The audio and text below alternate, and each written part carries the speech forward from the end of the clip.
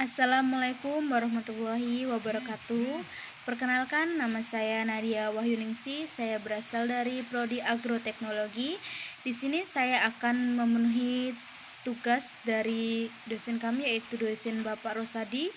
Di sini ada 3 pertanyaan dari soal UTS yang saya akan jawab. Yang pertama adalah banyaknya organisasi atau ormas Islam mengaku menganut paham Ahlul Sunnah wal Jamaah. Bahkan ISIS sebagai organisasi teroris terbesar di dunia juga mengaku berpaham aswaja, sama-sama berpaham aswaja. Bagaimana menurut pandangan Anda terhadap fenomena tersebut? Baiklah, di sini saya akan menjelaskan. Menurut saya, pandangan saya adalah ormas Islam yang mengaku sebagai aswaja itu dari beberapa golongan-golongan. Menurut saya, ISIS bukanlah dari golongan-golongan aswaja tersebut atau penganut Ahlul Sunnah wal Jamaah, karena beberapa dari ajaran-ajaran tersebut ada perbedaan sebagai golongan yang berpaham radikalisme. Di sini berpaham radikalisme itu dia berpengaruh di suatu kelompok.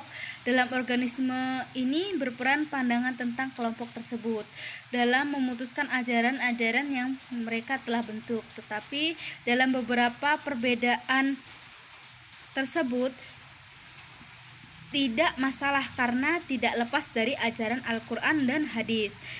Di dalam ajaran-ajaran ISIS yang terkandung itu masih dalam ajaran yang Al-Quran dengan hadis, karena tidak melenceng dari apa yang telah disampaikan. Tetapi ada ajaran-ajaran tertentu yang tidak sesuai dengan ajaran Al-Quran dan hadis. Ini juga dapat memahami beberapa ajaran-ajaran yang telah ada di dalam Ahlus Sunnah wal Jamaah, yaitu di aswaja tersebut. Yang kedua adalah Rasulullah memprediksi umat Islam akan terpecah menjadi 73 golongan. Dari 73 golongan tersebut hanya satu golongan yang selamat, yaitu aswaja. Seperti apa yang akan selamat tersebut? Jelaskan. Baiklah, di sini saya akan menjelaskan beberapa pandangan dari sudut pandang saya. Hasil mayoritas ulama berpendapat bahwa yang dimaksud dengan ajaran Ahlul Sunnah wal Jamaah adalah ajaran yang disampaikan oleh Rasulullah SAW, baik perkataan, perbuatan, tingkah laku, kebiasaan, termasuk penyampaian Al-Quran dan hadis.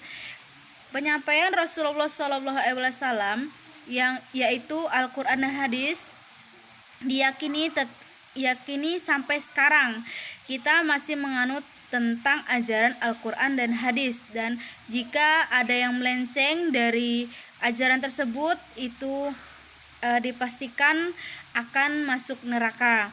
Tidak hanya itu, mereka juga mengikuti apa yang dikatakan para sahabat dan talib yang mendengarkan Rasulullah, meski masih memunculkan perbedaan atau perdebatan di antara mereka. Tetapi pasti karena Ahlul Sunnah wal Jamaah disebutkan oleh Rasulullah sebagai golongan dalam agama Islam.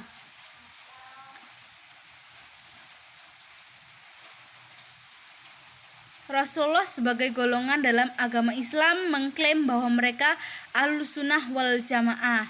Bagaimana mereka itu berpandangan bahwa ada 73 golongan yang akan terpecah di seluruh negara ini, yaitu golongan Islam atau agama Islam ini akan terpecah menjadi 73 golongan, dan satu akan masuk surga, yaitu satu golongan yang disebut dengan Ahlul Sunnah wal Jamaah atau aswaja. Yang ketiga yaitu banyak paham atau aliran di dalam umat Islam bisa disatukan di tengah banyak paham atau aliran tersebut. Bagaimana pandangan Anda? Baiklah, di sini saya akan menjawab mengenai kemungkinan umat Islam bisa disatukan oleh fenomena sesaat ini. Begitu banyak aliran dari paham-paham yang ada, khususnya di dalam pandangan saya umat Islam ini paham-paham atau aliran-aliran yang tidak mendahulukan ego individu atau kelompok disebut di saat ini adalah agama Islam. Agama Islam bisa disatukan dengan apabila mereka masih berpegang teguh dengan Al-Quran dan hadis. Karena apa? Pedoman kita saat ini di dalam era yang globalisasi ini, kita bisa menyatukan dalam Islam yang terpecah tadi, bisa digolongkan dengan orang-orang yang akan bersatu di dalam jamaah atau bersatu di dalam aswaja ini. Golongan tersebut bisa mereka satukan dengan beberapa fenomena atau beberapa nasihat-nasihat dari ulama-ulama terdahulu atau nasihat-nasihat dari Rasulullah yang masih dipegang teguh oleh masyarakat, yang masih bisa kompak untuk sambung, bisa kompak untuk bisa memberikan aspirasi dan menyatukan umat Islam di seluruh dunia ini dengan memegang kepercayaan kepada Al-Quran dan hadis. Cukup sekian dari saya, kurang lebihnya saya mohon maaf yang sebesar-besarnya. Assalamualaikum warahmatullahi wabarakatuh.